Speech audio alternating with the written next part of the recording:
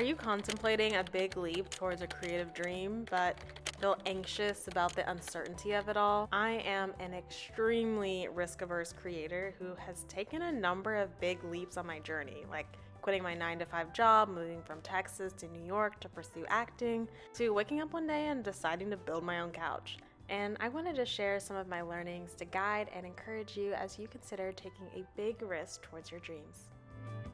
I'm the type of person that needs to know the next 5 turns in advance anytime I'm driving somewhere. I'm the girl with the plan for the plan. If that's something that you can relate to, you might also love the planning stage of the process, but have a little hesitation when it comes to taking those big leaps towards the thing you've been dreaming up. Excuse me for getting in your business like that. Literally, I'm in the same boat.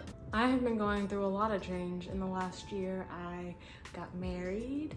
I have been dealing with multiple career pivots, dealing with the grieving of walking away from one dream and scrambling to figure out what the next dream is, all while hustling for my worthiness. Yep, I am exhausted just thinking about it. And while I felt anxious and fearful, exhausted, and even depressed throughout the process of all that change, I never slowed down long enough to realize how much of an impact just making one big change in your life can have on you, even when it's a happy change. I was listening to the Food Heaven Made Easy podcast, and they have been going through their own career pivots, and they had their business coach, Marley Frank, on there talking about the impact change can have on our lives. She was talking about the psychological impact that change has on us and how it's very important to be intentional about taking care of our minds, our bodies, eating good, healthy foods, getting rest, exercise, and highly focusing on community and nurturing the relationships that you have in your life.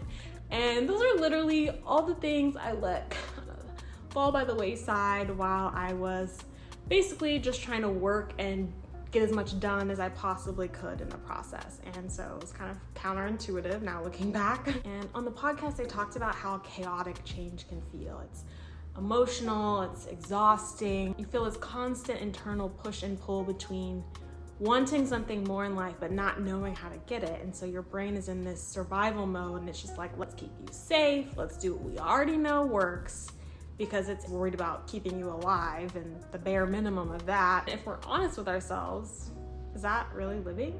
Stuck, stagnant, safe? Constantly striving for that external validation and meeting the expectations of what other people's definition of success is, all the while we constantly feel unfulfilled? No. I know that we are here for much, much more than that. Now, embracing change takes courage. It is scary, and we can feel all types of resistance every step of the way. But now that we know how much big change can take out of us physically, mentally, emotionally, we can give ourselves the grace in that process that we may not have allowed ourselves to have in the past, so that we can have a little bit more resilience as we're going through these things that feel uncomfortable and a little bit terrifying at times. Now, my therapist recommends, if you're going through any kind of big change in your life, to stick to your normal routine and the other areas of your life as much as possible. This can help you feel a little bit more comfort and security in those areas, while the other areas where you're changing might feel a little bit more chaotic and turbulent. This is something that I intuitively was doing in the process of all the change that I was going through, but I didn't fully understand why. It seems like a simple thing, but it's helpful to have this framework of understanding why you might have this need, so you can better explain it to someone in your life who may be a little bit more open to risk and change, and they don't really understand why you want to eat the same thing or watch the same show or have certain routines in your life that help you feel a little bit more grounded and safe when you feel like a lot of other things in your life are changing at that time. And this is why it's crucial to surround yourself with a community that's empathetic and understanding and is willing to give you grace as you're making these shifts in your life. You're gonna need people that are going to encourage you when you hit those setbacks and you wanna shrink and revert back to that safe path that you used to be on. On this journey, we have to focus on the bits that are positive, the bits that are working for us as we're making these changes. Now, I know it can seem like an annoying, empty platitude to be like, focus on the positive. But if we think about it, we don't have to look far for something negative in this world. You don't have to scroll too long to find some post about the world being on fire, but our brains are naturally wired to focus on the negative because it's worried about our survival. It's worried about protecting us. So we have to train our brains to try to focus on the positive aspects, even in a situation that may not have a whole lot of upside. Because if we're not intentional about celebrating those shifts that are positive, it's unlikely we're going to be able to maintain the change that we're pursuing.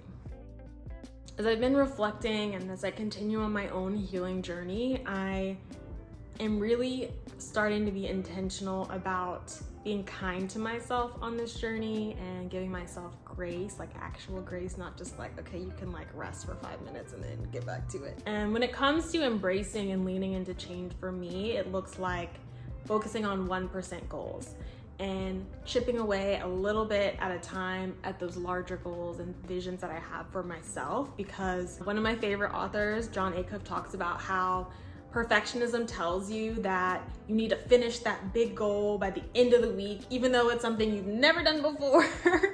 And it's just really unrealistic and it's setting you up for failure. So if you can dream big and see the bigger vision, but scale it way down and figure out how you can have little shifts, a little bit of momentum, a little at a time to really build your confidence as you're growing and learning and trying to move forward towards whatever it is you're dreaming of. When you start focusing on these tiny wins, it really grounds you and helps you see the impact you're making on a one-on-one basis, because, you know, society and social media tells you like you have to have this huge, big following. And in that, sometimes we can miss impacting the one. And I think there's so much power in that. And I'm learning to really feel encouraged by that, because we don't need to have this like idea of like, oh, I have to have this much success to matter or to be worthy, because whoever you're supposed to impact, you might be here just to impact that one person, and that's gonna multiply tenfold. And so I think if we miss that, it becomes really difficult to keep going, and we might feel super disappointed because we think we should be all the way up here when we might have missed our assignment on step one, on that first 1%. I'm really finding a lot of contentment and joy in what I'm creating now, because I'm shifting my mindset to focusing on every one person that I might be impacting rather than trying to focus on impacting the masses. You are also on your own healing journey. I would love for you to join me in this journal prompt. And if you feel led and comfortable to share some of your reflections in the comments below, I have shared mine in the pinned comment.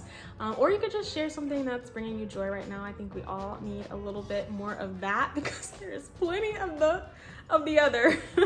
I know how mental health and just the challenges of life can impact you in general, and especially on your creative journey. That can be one of the first things to go and you hit a roadblock. And so my intention for this series is to just encourage my fellow creators, to inspire you to keep creating, keep healing, and I hope that encourages you today, and I'll see you in the next video.